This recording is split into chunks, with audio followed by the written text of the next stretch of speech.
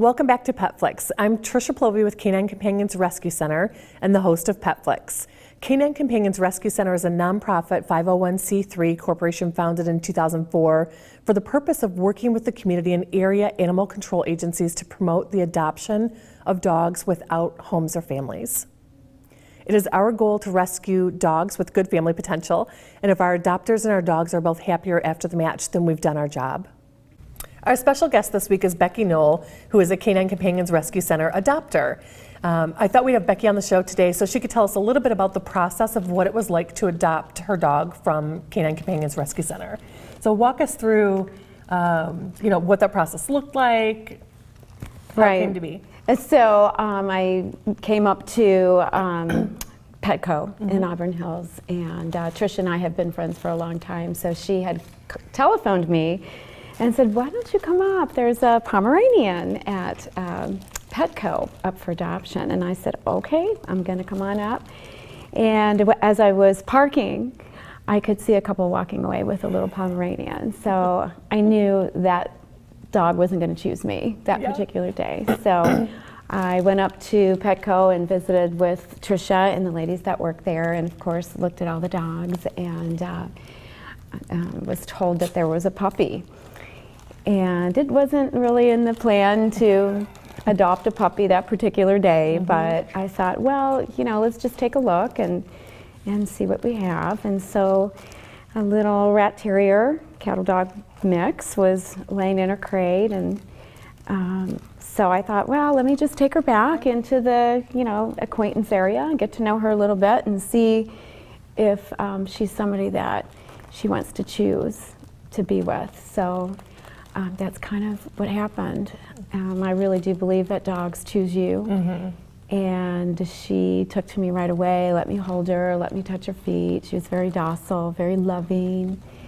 And I thought, wow, this is probably meant to be. So really, CCRC was very prepared. They had a folder with Rio's bio and what they knew about her from her adoption experience, and what they knew about her breed, because they weren't sure if she was a blend, in fact, of rat terrier and cattle dog, or something else perhaps, what her age was, that she had been vaccinated and current on her shots, and that she had already been spayed.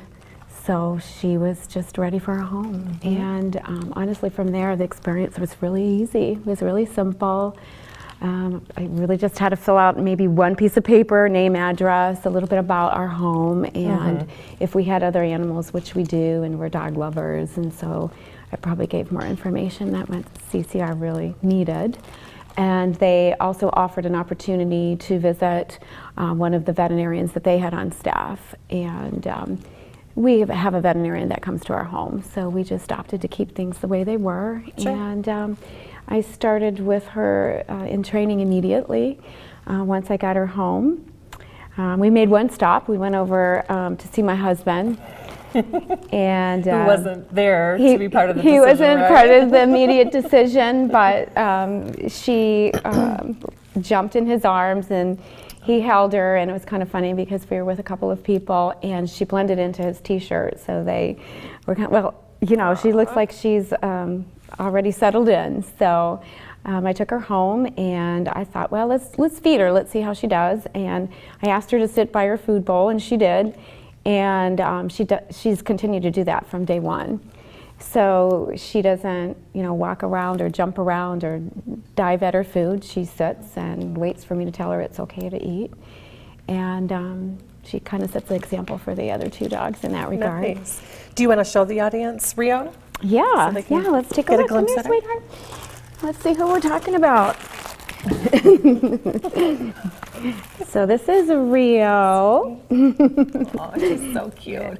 And can you tell us just a little bit more about the training once you did get her home? Because I think that's so important you know, there needs to be follow-up after you adopt a dog. Right. And in a lot of cases, there does need to be some additional training. So talk to us about the training that you had her go through. So fortunately, we had been through the training process previously with our other animals. And I think one thing that was helpful is that first day, you know, sitting her down and feeding her and having her wait to eat her food. She responded, she listened, she got rewarded, and so she really wanted to learn, and she kept going back and wanting to do it again and again. And she was able to follow the other dogs outside so she could see what she was supposed to do when she was outside. And we have a dog door already in our house, so that was kind of another, you know, trigger in terms of where she should go. And you know, we would lead her to her exit points and have her sit. And when she would go outside, of course, we rewarded her. And pretty much immediately just started training from sit to stay to down to know, you know, it's just important to know what their boundaries are, and she definitely knows the word no. And she definitely adores you. Yeah. And and then once she you know had her final shot in her series of shots, so we could have a certificate that she was fully, you know, through her medical, then we did formal training with her, obedience training. Okay. And she graduated from that in just a couple of weeks, and she's just been eager to learn ever since. We still work with her on her training, and she's able to, while we're having dinner, our word is for her to place, and she'll lay down on the carpet or on a blanket, and she'll just lay there until we release her. She'll also do that in public where dogs are allowed to come visit. Sure. So we encourage that, and we do that often, and we'll take her into the stores that allow dogs and have her sit and stay. And I can walk away from her for 2.5, 3 minutes, and I can yell, go ahead and come to me, and she will. So she's been extremely good. And I think the thing with dogs is, you know, it's our responsibility to give them training. And the thing that you learn right away is that they really want that. They need the structure. They want to know where the boundaries are. They're really eager to please, and she's been very eager to please and really looks forward to her training. Very nice. Well, thank you, Ms. Rio, for being on with us. And Becky, I really appreciate you taking time and coming down and talking about the process and you know, letting the audience know how easy it is to adopt through Canine Companions Rescue Center and how user-friendly it is. So yeah. Thank you. You're welcome. Happy to come here. Our pet of the week is Tara. And Tara was referenced on one of our earlier episodes, but she is still available for adoption, so we wanted to highlight her again. Tara is a 2-year-old pit mix, and she had 2 beautiful puppies that got adopted recently. She is still seeking her forever home. She's very playful and energetic, but she also loves to chill with you on the couch. Tara and her puppies were found in an abandoned garage in Detroit. The family actually moved and left Tara and her 10 puppies at that time behind. Detroit pit crew picked Tara and her puppies up, and only 2 were alive when they got to her and the puppies. And then Detroit pit crew then brought them to us at Canine Companions Rescue Center. So Tara is currently our foster, and she is looking for her forever home. She's a great dog. If you want more information on Tara, you can go to our website at ccrcdogs.com. Our pet tip of the week is all about the holidays, so secure the tree stand in case your pet decides to inspect it more closely and tug on the Christmas tree. Choose your ornaments wisely. Hide wires and lights so that your pet can't chew through them and potentially get electrocuted. And ornaments and tinsel can be hazardous to your pet, so avoid giving pets fragile presents, also like toys that can be chewed or broken into smaller pieces that they could potentially choke on. And keep harmful foods away from your pet, and be mindful of dangerous holiday plants like holly and mistletoe. And also, if you're hosting a holiday gathering, you want to create a safe haven for your pet during parties. Your pet may get overstimulated or stressed out, so they need to have a safety spot available for them to escape to so they don't get overwhelmed. Another thing we wanted to highlight on Petflix is service hours. So if you have a high school student that's in need of service hours in order to graduate, Canine Companions Rescue Center has many ways to help your student get service hours, such as making dog blankets. Those are those tie blankets that people can make, hosting a dog food drive at your school, or volunteering with a parent at Petco when we do adoption events to help handle dogs during our adoption events. You can fill out a volunteer application online to get service hours and to see what volunteer opportunities we have at ccrcdogs.com, and you can reference service hours and someone will give you a call back about those service hours. We have our community pet project, which is something that Canine Companions Rescue Center started about a month ago, and it's gotten great results so far. So what that is we have some dogs who are harder to adopt out because maybe they don't get along with other dogs, maybe they have other quirks or issues that just make it a little bit harder for them to be adopted out. Community Pet Project was started to involve the community with these dogs and have people spend a couple of hours or take a half a day to take them on a walk, maybe play fetch with them, and give them some much needed attention, affection, and love.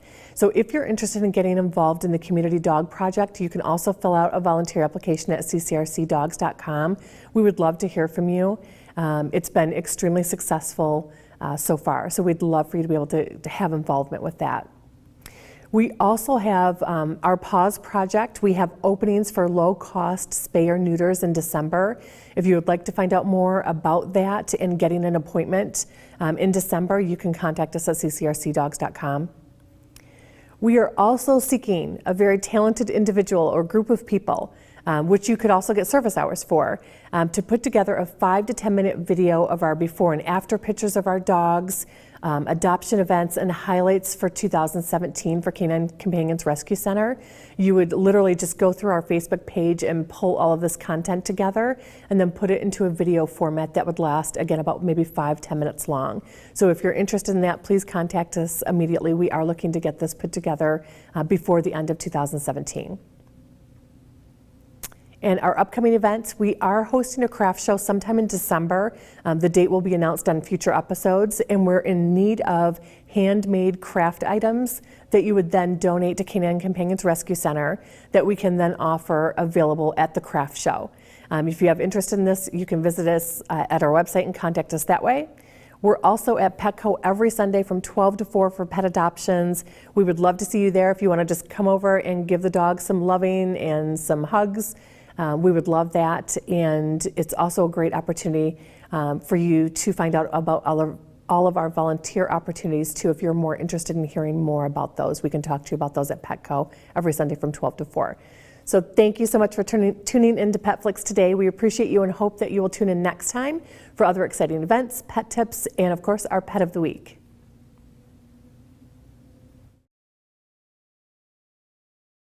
Thank you from the bottom of our hearts for everything you do and have done this year from Canine Companions Rescue Center. From our family to yours. Happy holidays!